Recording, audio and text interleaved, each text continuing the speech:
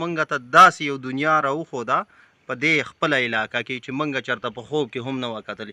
ډېره مننه کوو. صافي بھائی مونږ سره موجود دی په سوشل میډیا باندې به تاسو ګورئ ډېر ښه کانټینټ راوړي زبردستي ویډیوګانې راوړي ملګرو او جعفر شاه درویش هم د سره راغلی دی دې ټایم کې انګال غر کې مونږه موجود یو په انګال کې ورته چکر مې ورکو او ماته یې ویل چې انګال غر خو مونږ باندې ډېر ښایسته ډېر ښکلی روان دی ولګېدو مصابي صاحب زګې روانې څنګه ولګېدو؟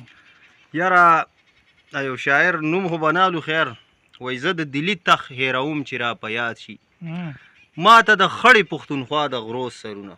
تاسو وګورئ یقینا په دې خړه پښتونخوا کې د خړو غرونو کې الله تعالی یو داسې سکون ایښی دی که نه دې ته خړ هم نه شو ویلی. تاسو پکې دا بیکګراونډ راولئ الحمدلله دومره یو ښایست الله تعالی ورکړی دی نو یقینا ډېر یو غټ سکون پکې موږ ته میلاو شو. د دې په باره کې چې هر څومره هم موږ ووایو به کمه وي خو به هر حال یو جهان مننه چې تا موږ ته داسې یو دنیا راوښوده په دې خپله علاقه کې چې موږ چېرته په خوب کې هم نه وه کتلې. ډېره مننه کوو. انګال یقینا یو ډېر بهترین ځای دی کوم ملګري چې دلته کې وزټ کول غواړي راتلی شي.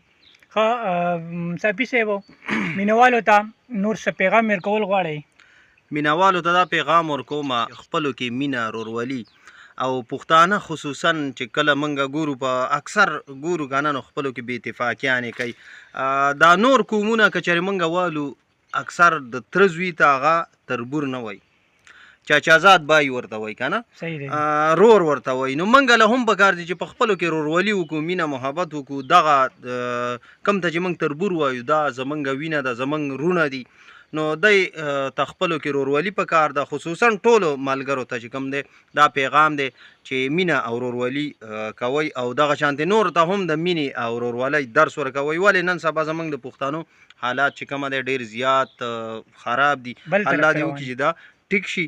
دا به په څه باندې ټیک کېږي تر څو پورې چې موږ خپلو کې اتفاق نه دی کړی زمونږ د علاقه کې چې کوم دی امن نه راځي.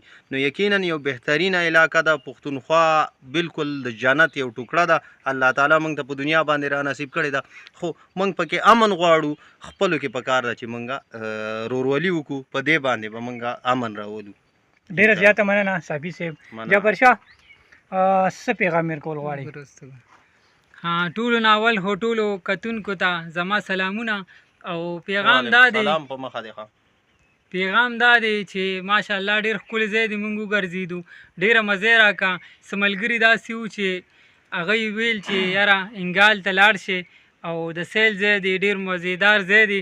نو دا خو ډېر وخت نه زموږ خواهش خو مو او کوشش مو کولو چې لاړ شو خو موقع نه ومیلو شي. دا نن صافي صاحب سره ریکارډینګ هغه چکر لګو او دغه ډېر د سور ځای دی نن به دغه لوکیشن وګورو ملګرو سره به ملاقات وکړو بیا مونږ رالو نو مندوهیل صاحب سره هلته نه را روان شو رابطه مو وکړه دوی سره مو غرمې دمه وکړه هغې نه پس بیا مونږ دا پروګرام ډن کړو نو چې رالو نو ډېر حیران پاتې شو چې ډېر ښکلی ځای و ښکلې چینې وې یخې اوبه وې او ډېر خلک داسې وو چې هغوی راغلي وو دلته کې پارټي کوله پروګرامونه یې کول خپلو کې هغه چې کوم چکرې وي نو هغه یې مناولې. نو یقینا چې په پښتونخوا کې داسې ځایونه شته دی چې انسان هغه وویني نو حق حیران ورته پاتې شي چې قدرتي ښکلا ده. دی مونږه علاقې ته راغلي دي او علاقه یې زمونږ ډېره زیاته خوښه شوه.